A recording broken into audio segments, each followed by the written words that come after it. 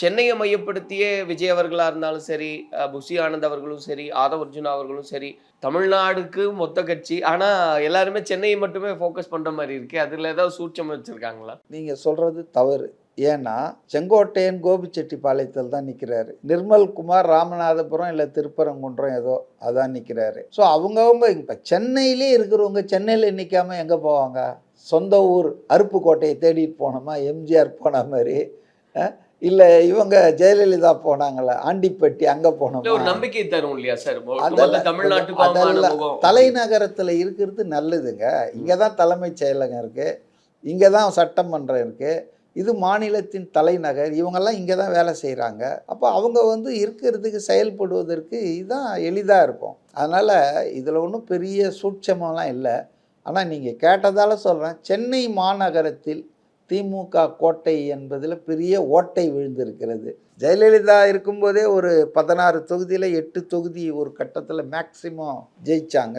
அதே போல் இந்த துரைசாமி இருந்தார் இல்லையா, மேயர், அவரும் வந்து மேயராகவே ஜெயிக்க வச்சாங்க டிஎம்கே கோட்டையில். சென்னை மாநகராட்சி மேயராக ஸ்டாலினுக்கு அப்புறம் அவர் தான் வந்தார்னு நினைக்கிறேன். சுப்பிரமணியம் வந்தாரா, அதுக்கப்புறம் துரைசாமி வந்தார்னு நினைக்கிறேன். அதனால் வந்துங்க அதிமுக வந்து சென்னை மாநகரத்தில் இல்லைன்ற நிலைமையை எம்ஜிஆரால் கூட மாற்ற முடியல, ஆனால் ஜெயலலிதா மாற்றிட்டாங்க. சென்னை மாநகரம் வந்து தாவேகா அரசியல் கட்சி புதுசாக வந்த பிறகு பெரும் மாற்றத்துக்கு ஆளாயிருக்கு.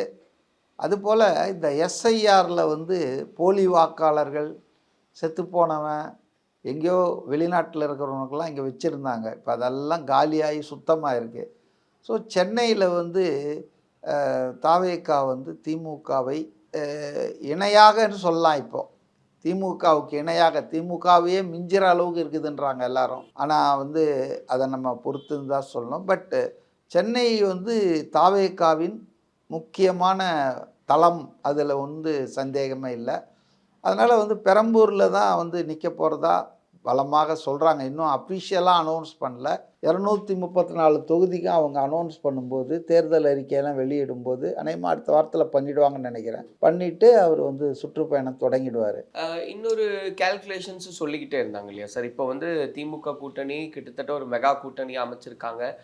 இன்னொரு பக்கம் அதிமுக பாஜக கூட்டணிக்குள்ள மெகா கூட்டணி ஒரே சிக்கலில் இருக்குது. அதான் நீங்கள் பேசலையே. எல்லாம் திருமாவளவனை இது வரைக்கும் கூப்பிடல, அவரது செட்டில் ஆகலை. அதே போல் வந்து சிபிஐ சிபிஎம் இழுபறியாக இருந்துகிட்ருக்கு. அவங்கெல்லாம் நாங்கள் இத்தனை வருஷம் உங்கள் கூட இருந்ததுக்கு நீங்கள் பிரேமலதாவுக்கு கொடுக்குற மரியாதையை கூட எங்களுக்கு கொடுக்கலன்னு நொந்து பேசிகிட்டு இருக்காங்க.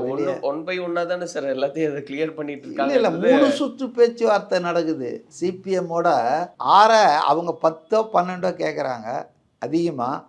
இவங்க போன வாட்டி கொடுத்த 6 கிடையாது 4ன்னு சொல்லி இப்போ 5க்கு வந்திருக்காங்களாம். இவங்க வந்து இல்லை சிபிஐ ஒத்துக்குச்சு 5க்கு. அவங்க பாவம் நல்ல பிள்ளைங்க. ஸ்டாலின் என்ன ஒரு பக்கம் நீங்க சொன்ன மாதிரி ஸோ அந்த கூட்டணியே இப்போ ரொம்ப அன்செட்டில்டாக இருக்குது.